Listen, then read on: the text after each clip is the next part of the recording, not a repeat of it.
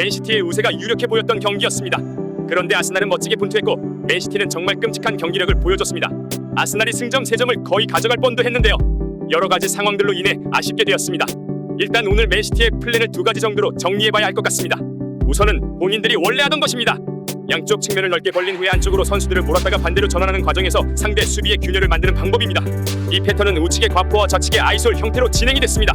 우측의 플레이메이커 스타일의 선수들이 공을 소유하고 상대를 끌어모아 좌측의 공간을 만들면 터치라인 부근에서 대기하던 스털링이 넓은 공간을 이용해 1-2를 치면 됐습니다.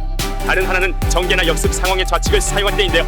골키퍼가 센터백의 역할을 해줄 때 센터백들은 터치라인으로 벌려서 상대 수비를 분산시켜 중앙에 공간을 만들고 자유를 얻은 로드리가 빠르게 전진을 하며 속공을 노리는 패턴이었습니다. 이때는 데브라이너가 터치라인 쪽으로 빠져주고 스털링이 박스 쪽으로 침투하거나 상대 수비를 끌어내는 미끼의 역할을 했습니다. 오늘 경기에선 이 패턴들이 제대로 돌아가지 않았습니다. 아스날의 퇴장이 있기 전까지는요. 우선 첫 번째 패턴에서의 문제점들을 보겠습니다. 전환이 정말 형편없었습니다. 우측에서 전환 패스를 주면 정말 기가 막히게 도미아스 발 앞에 떨어졌습니다. 또 패스가 좌측에 전달이 됐다고 하더라도 스털링의 위치가 정말 이상했습니다. 분명 터치라인 부근에서 공을 받아서 최대한 넓은 공간을 얻은 후에 1-2를 쳐 드리블 성공률도 올리고 상대 수비 간격도 벌어지게 만들어 2차, 3차 이득까지 봤어야 했는데 어중간한 위치에서 공을 받아 제한된 공간에서 드리블을 쳤고 다 뺏겼습니다. 아마 제 생각으로는 한 번 패턴과 두 번 패턴에서의 스털링의 임무가 달랐던 것이 스털링의 두뇌를 파괴한 것 같습니다. 게다가 우측 사이드는 좌측에서의 아이솔을 위한 미끼 역할만 하는 건 아닌데요.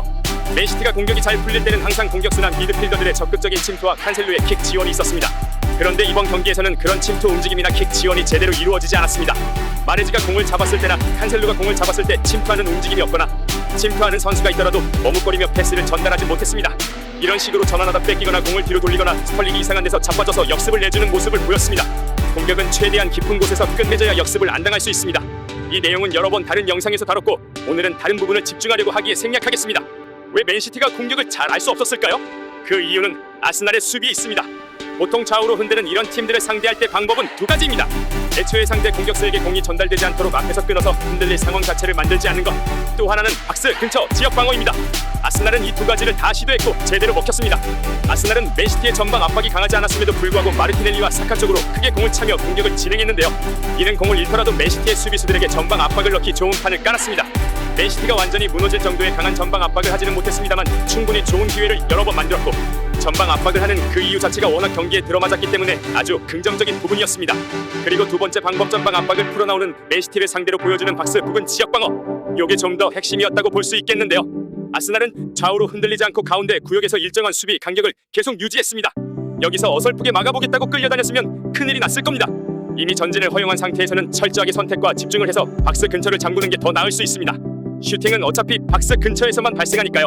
물론 개개인의 간격을 볼 때 일반적인 경우보다는 좀 넓은 간격이었던 것으로 보입니다만 이 간격이 더 벌어지거나 하는 모습은 잘 나오지 않았습니다. 간격이 좀처럼 벌어지지 않으니 맨시티의 선수들은 침투를 해도 되는 타이밍인지 헷갈려했고 침투를 시도하더라도 패스를 주는 입장에서 머뭇거리게 됐던 것으로 보입니다.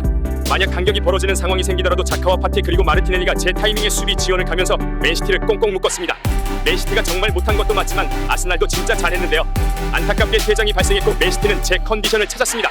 좌우로 흔들고 공간을 찾고 침투하고 결국 승리하게 됐습니다. 개인적으로는 아스날에게 감정적으로 더 많이 끌린 경기였습니다. 시청해주셔서 감사합니다.